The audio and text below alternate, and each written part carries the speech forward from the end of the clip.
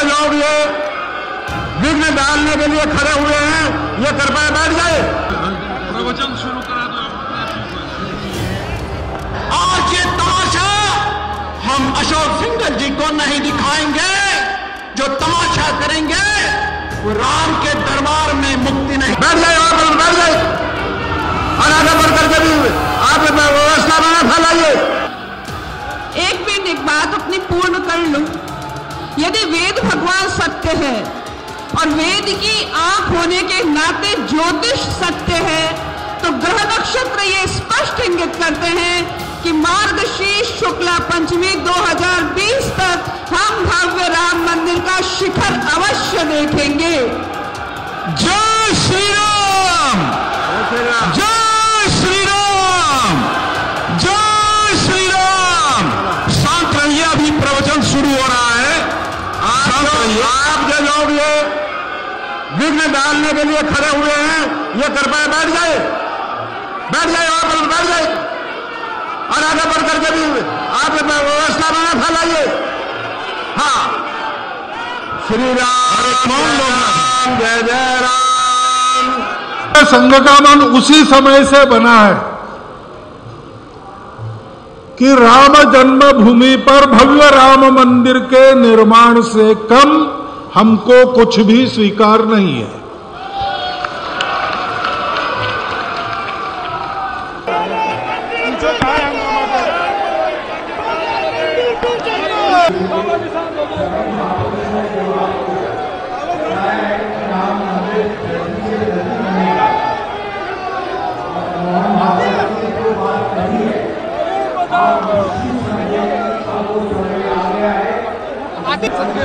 पता लगेगा कि क्या होने वाला है। पहले मंदिर बनना चाहिए।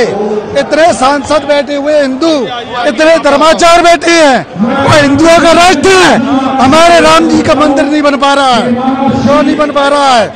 और यदि राम मंदिर नहीं बन पा रहा है तो सरकार इनकार करे तो पता लगेगा कि हमारा मंदिर नहीं बन पाएगा। आप लोग तिथि लेके ही जाएंगे वापस? हाँ, तिथि लेके जाएंगे। तिथि दे, हाई कमान दे तिथि। आज से 2 दिन में उसका दे, पार्लियामेंट दे, टेलीविजनों के द्वारा दे। अपना बताए। रात का दास महाराज क्रांतिकारी संत, राष्ट्रीय क्रांतिकारी संत रात का दास महाराज, पंडित राम प्रसाद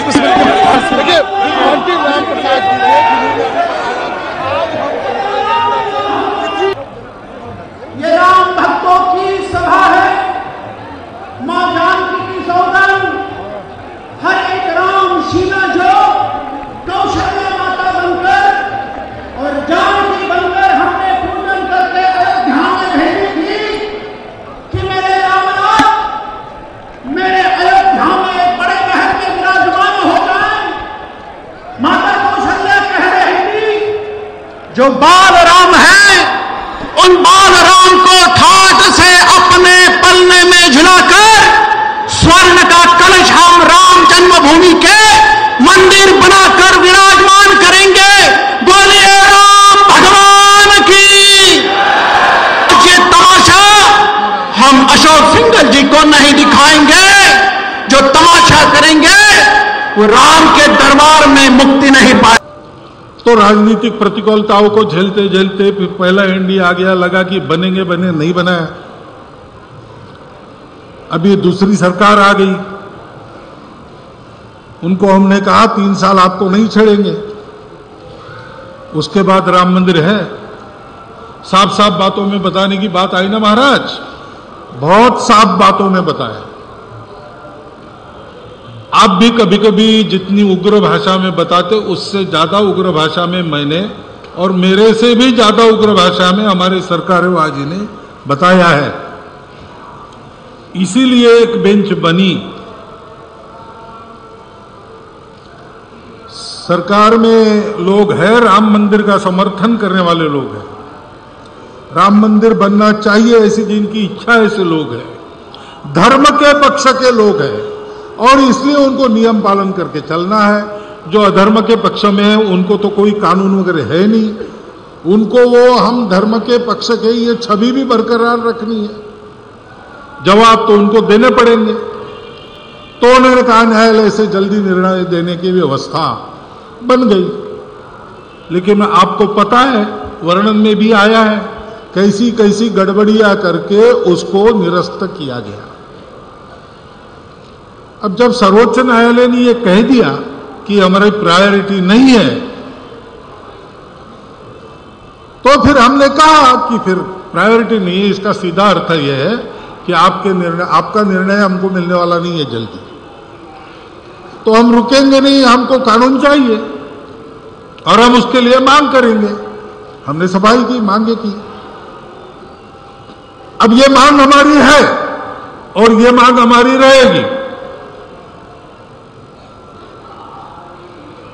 ये मांग रहते हुए इसको कैसे पूरा करना, कर सकते नहीं कर सकते, सरकार को सोचना। सरकार करेगी, प्रभु रामचंद्र का आशीर्वाद उनको मिलेगा। नहीं करेगी, रामचंद्र के मन में क्या होगा अपने को पता नहीं, वैसा होगा। लेकिन सरकार ने अपना इरादा तो जाहिर कर दिया, ऐसा मुझे लगता है। उन्होंने एक रास्ता निकाला कि चलो हम कानून अध्यादेश नहीं ला सकते, क्योंकि वकील और मैजिस्ट्रेट भी ऐसे मुझे मिले, राम जन्मभूमि के लिए लड़ने वाले वकीलों में ये मत है कि ये नहीं करना चाहिए। अब दो मत विद्वानों के होते हैं, तो जिनको चलना होता है मत लेकर, उनकी हमेशा बहुत कठिनाई हो जाती है, वो हिचक जाते हैं। ऐसी कोई हिचक होगी, लेकिन एक बात उन्होंने की कि भाई बहुत समय लगेगा, ये जिनकी जमीन है उनको हम वापस कर देते हैं। सब जानते हैं कि जमीन वापस हुई तो पहला काम क्या होगा, महाद्वार से प्रारंभ गर्भगृह की ओर चलना है। ये होना ही है, ये होना है। फिर भी उन्होंने न्यायालय को कहा कि ये हमको करने दीजिए। हम मानते हैं उनका इरादा स्पष्ट हो गया। संघ का तो मन ये है, संघ निराश नहीं है, और 2 साल 30 साल पूरे होने में बाकी है। हम अपनी गति को बढ़ाकर 1 साल में ये सब हो, ऐसा कुछ करना चाहते हैं। मंदिर का निर्माण प्रारंभ होगा, और इसलिए भैया जी ने कहा कि वो पूरा हो जाएगा 25, तो उन्होंने ज्यादा समय दिया। मैं समझता हूं 2-3 साल लगेंगे। लेकिन मुझे लगता है कि जैसा स्वामी अवधेशानंद जी महाराज ने कहा,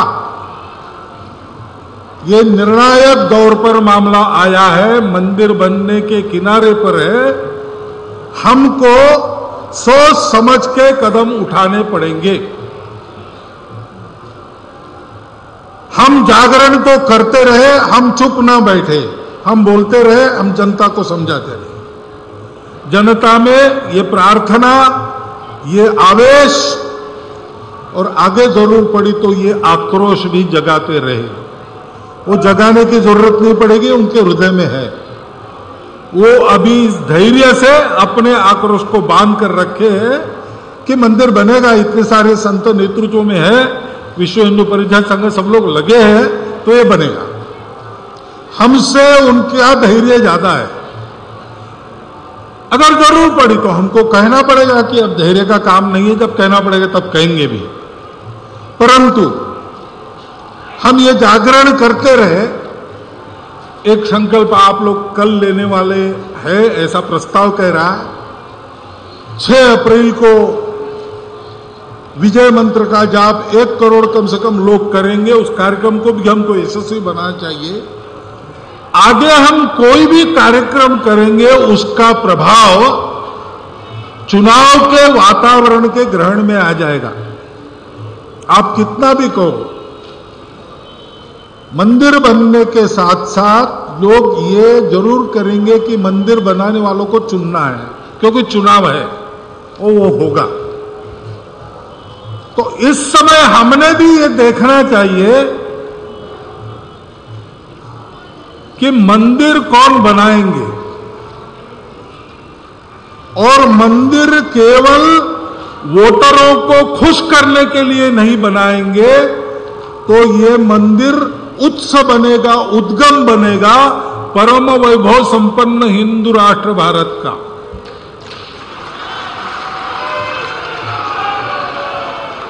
तो किसने ये किया है आज देश में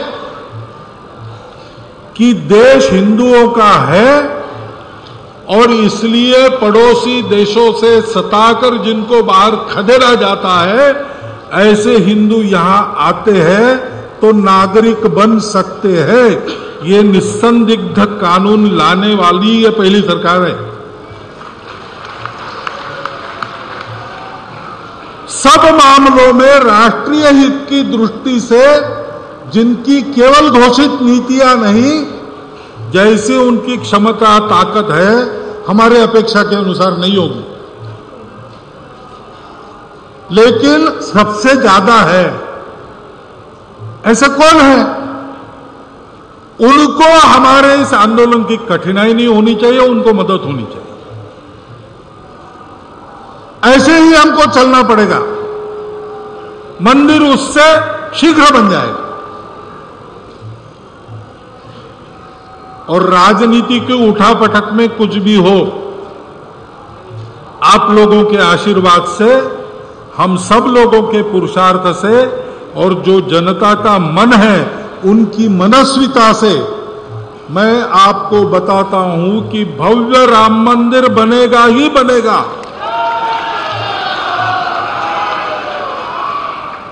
अपनी अपेक्षाओं के 100% पूरा न होने के कारण आई हुई खिन्नता वगैरह सब बाजू रखे हम सकारात्मक सोचे।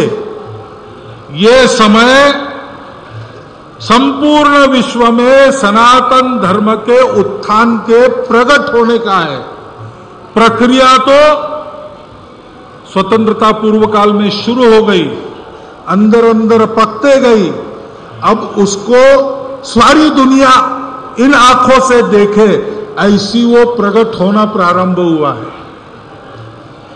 इस समय में किसी प्रकार से निराशा के विचार का कोई स्थान नहीं। ये अपने मन को समझाना पड़ता है। मैं जानता हूं रामभद्राचार्य महाराज जी ने कहा है, वो तो मेरा कान पकड़ने का भी अधिकार रखते हैं, पकड़ते भी हैं। उनकी निराशा को मैं समझता हूं। मेरे मन में ऐसी खिन्नता नहीं आती होगी ये मैं नहीं कह रहा हूं, लेकिन मैं हर बार समझाता हूं कि देखो भाई, सनातन धर्म के विजय का काल आया है। जो भी होगा उस विजय को पुष्ट करने वाला ही घटने वाला है। हमारा कर्तव्य है हम ठीक विवेक से ठीक दिशा में अपने मन वचन कृति को संचालित करें। संघ ये करने की मनस्थिति में है, संघ ये करेगा। भव्य राम मंदिर बनाने के प्रयास को संपूर्ण बल संघ देगा और देश की दिशा भी इस उपक्रम में भटक न जाए, इसको देखेगा। और इसलिए आने वाले इन 4-6 महीने का ये महत्व ध्यान में रखकर हमको अपने कार्यक्रम को सोचना चाहिए, अपनी मांग को कायम रखना चाहिए, उसके लिए जागरण करना चाहिए। मैं समझता हूं कि 4-6 महीने के इस उथल पुथल के पहले कुछ हो गया तो अच्छी बात है, उसके बाद वो जरूर होगा, ये हम सब लोग मिलकर देखेंगे। और इसलिए जिन शब्दों में, जिस भावना से ये प्रस्ताव यहां पर आया है, एक प्रति मुझे मिली, मैंने पढ़ा, उस प्रस्ताव का मुझे कहा नहीं है अनुमोदन करने के लिए, लेकिन मैं बता रहा हूं कि उस प्रस्ताव का संघ के सरसंघ चालक के नाते मैं संपूर्ण अनुमोदन करता हूं। बहुत बहुत धन्यवाद।